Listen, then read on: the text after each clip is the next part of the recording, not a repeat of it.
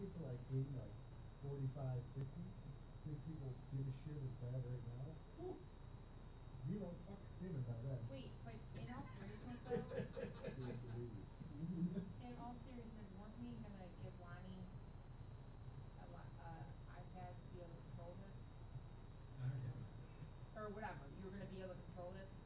Lonnie, you're gonna get promoted to associate director of senior VP of the remote control. The problem is if we do that, then Damien and Nate don't have jobs. Then they should leave, honestly, because I remember what happened last time. I do remember that the last time. And then it was a cluster, he wasn't here. Yeah. Everyone wants to work game nights till they work game nights. Yeah. Yeah, that's the truth. What do you mean it's boring?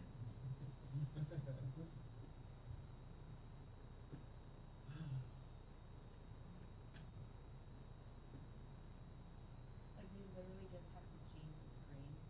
Yeah. Well, Well, that just makes like, sure. just like this. And make sure that I don't know why it's not on this right here. Why can't we just Yeah. switch it? It'll be on there. On that? You would think. I don't know. The problem is you have to run. It's different because that's not a true tablet. So you have to run. I've already said that there needs to be a co-op computer right there in this chamber, and then I got a million reasons why we couldn't do that. So I think the biggest one being Josh. It's funny, they gave me control of all the suites and the cardio trip. I don't have control of the chairman or Huntington or the fellow up there at different pins. That, sir, is for vice presidents and above. Until nobody's here, then they're calling us. Well, exactly. Why can't you change it? I don't have a pen. And that happened again, and this wasn't like this, and they walked in. I'll be back to the last time.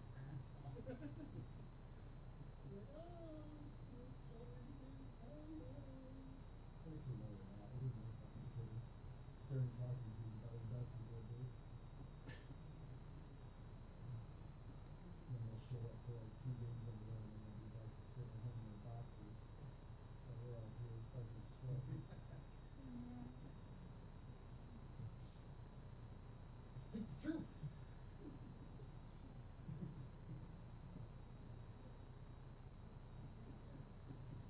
You sweat dirty. That's the difference. The hardest thing you do is figure out what where the remote control is. Change the channel.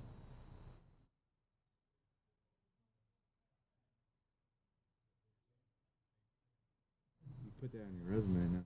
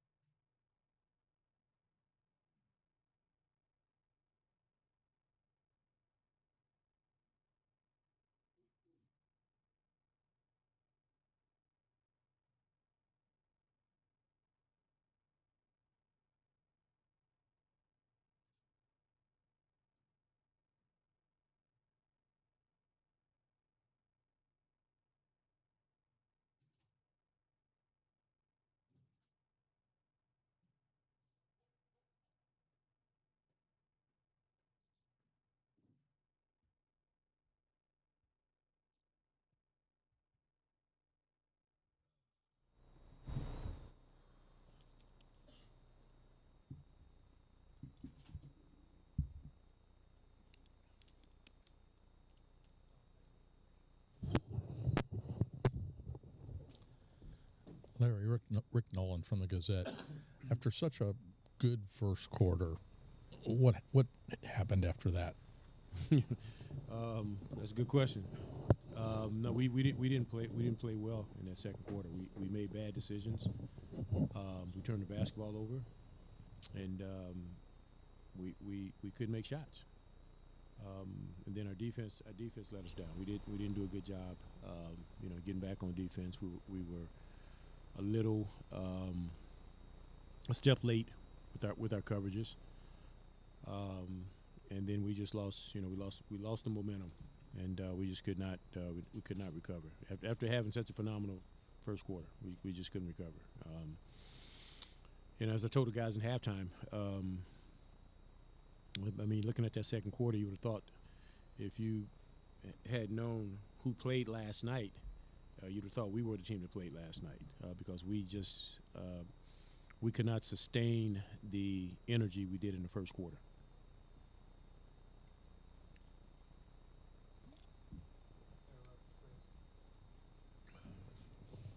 Larry, Chris Fedor, Cleveland.com.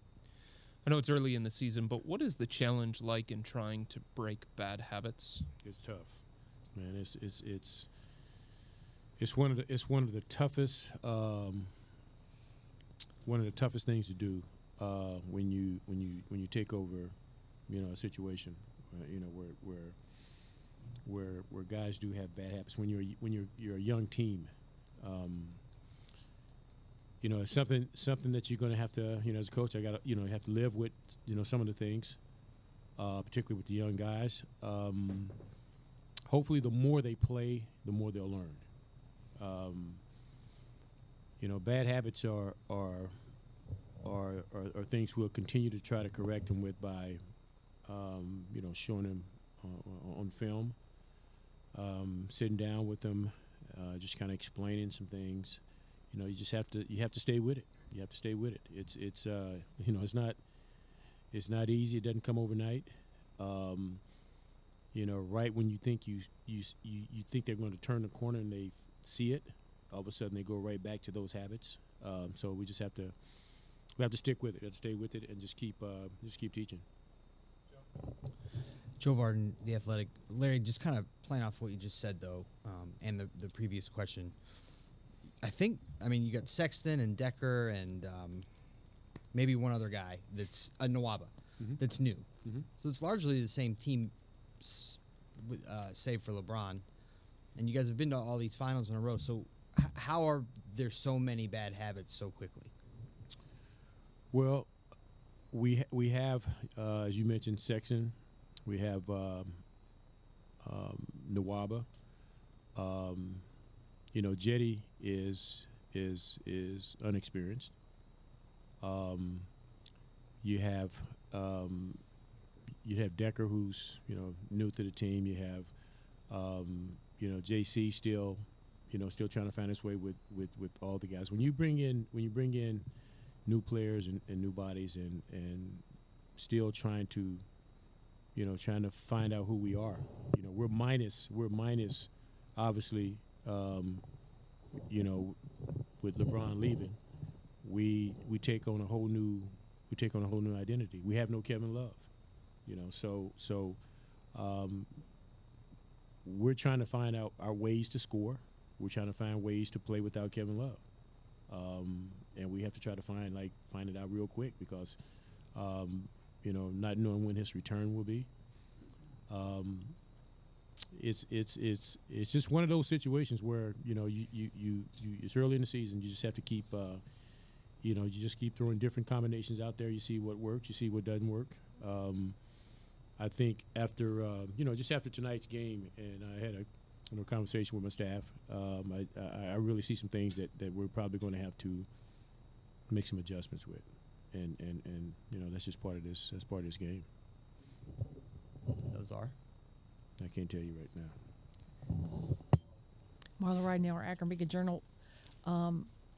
You might not want to say if the adjustments are lineup adjustments. So like when Decker and Hood go 0 for 10 in the first half, is that something that gives you pause and makes you reconsider the lineup? No. I mean, guys are going to miss shots. They're not going to be on every night.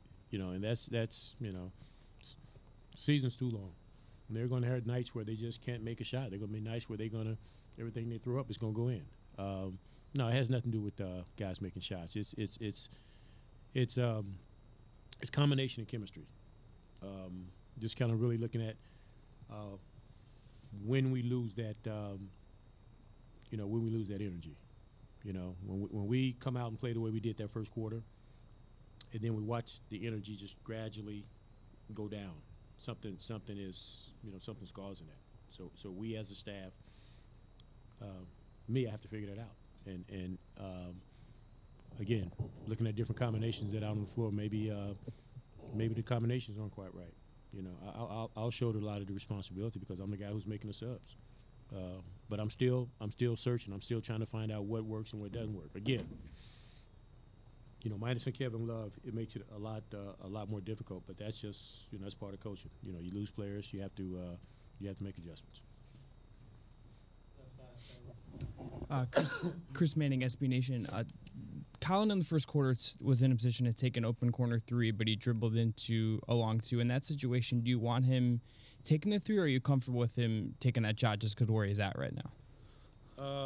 You know what? To be honest, I would have to go back and I know the play that you're talking about. It was on our end, down in the opposite corner.